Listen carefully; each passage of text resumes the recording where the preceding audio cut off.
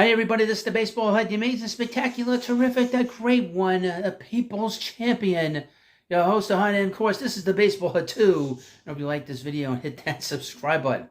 So, we still have quite a few free agents on the market. And in this video, we're going to talk about two of them in particular. This is the top of the pitching market. I've said this many times over this whole winter, that aside from Yamamoto and Shohei Ohtani, this was a terrible, and the heart means just dreadful, miserable, disgusting, just horrible, terrible, not unspectacular, unamazing free agent market. A lot of players taking forever to sign. It took Cody Bellinger forever to sign. It took Matt Chapman forever to sign. And there's so many good players, so many good role players that are unsigned, so many players that are just sort of sitting there between the pitchers and the position players. But the two players in particular, and these are the guys still left on the top of the pitching market. And this is Blake Snell, and Jordan Montgomery. Blake Snell is the 2023 Cy Young Award winner in the National League. He is unsigned. How does that happen? And this is his second Cy Young Award. Jordan Montgomery has been a very good starter. He's been a very good number 3 starter. He pitched great for the Rangers last year. He pitched great in the World Series for them last year. And he's still unsigned. Why? Why are these guys unsigned? I can understand Snell being unsigned because of the fact that he's got a qualifying offer attached to him and he's up and down. But why is Jordan Montgomery unsigned? Can somebody explain that to me? He pitched here a long time with the Yankees. Never heard a bad word about him. And he's unsigned. It makes no sense to me. But according to the New York Post, John Heyman, I guess, put out like a list of teams that could use them. I would expect that Blake Snell in particular, I would not be surprised if he doesn't sign until after the All-Star break. There's no team going into the season is going to want to give up any kind of 2 draft picks and any kind of financial penalty for signing him.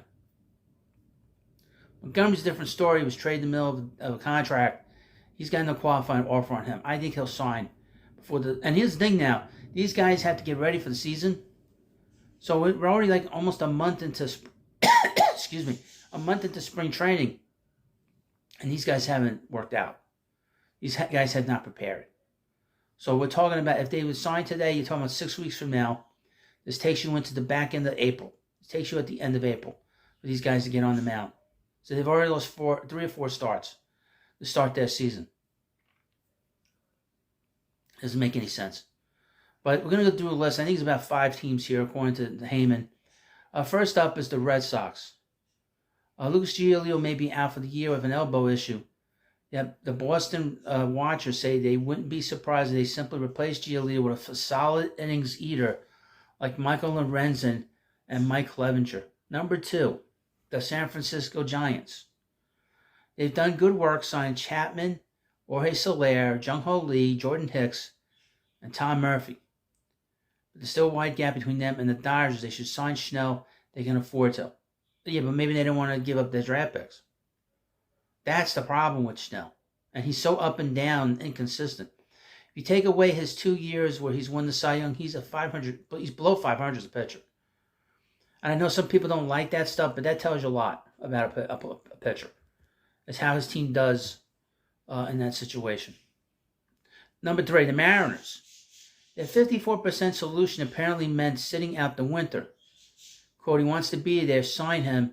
One rival said of Snell. I'll tell you, Jerry DePoto was very quiet. He got rid of players. He didn't really bring anybody in. Number 4, the Chicago Cubs. Now, they are the most intriguing to sign one of these guys.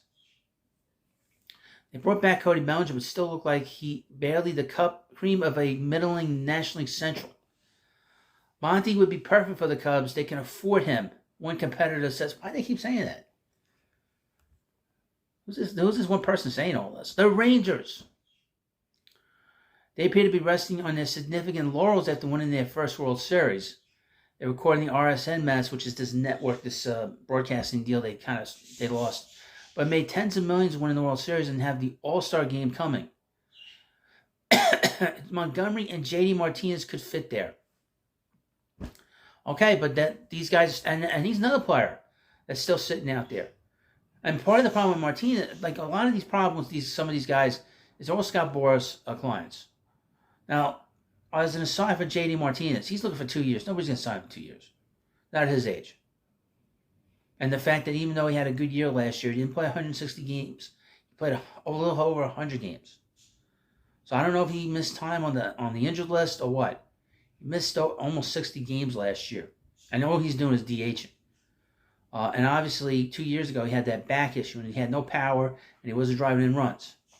So at his age with a bad back, that basically explains it all, folks. That explains it all. Well, you let me know what you think about this video. Where are these guys going to sign? Where's Blake Snell? And where's Jordan Montgomery going to sign? So thank you for watching this video. And of course, please subscribe to the Baseball Hit 2. Thanks for watching, and I'll see you later.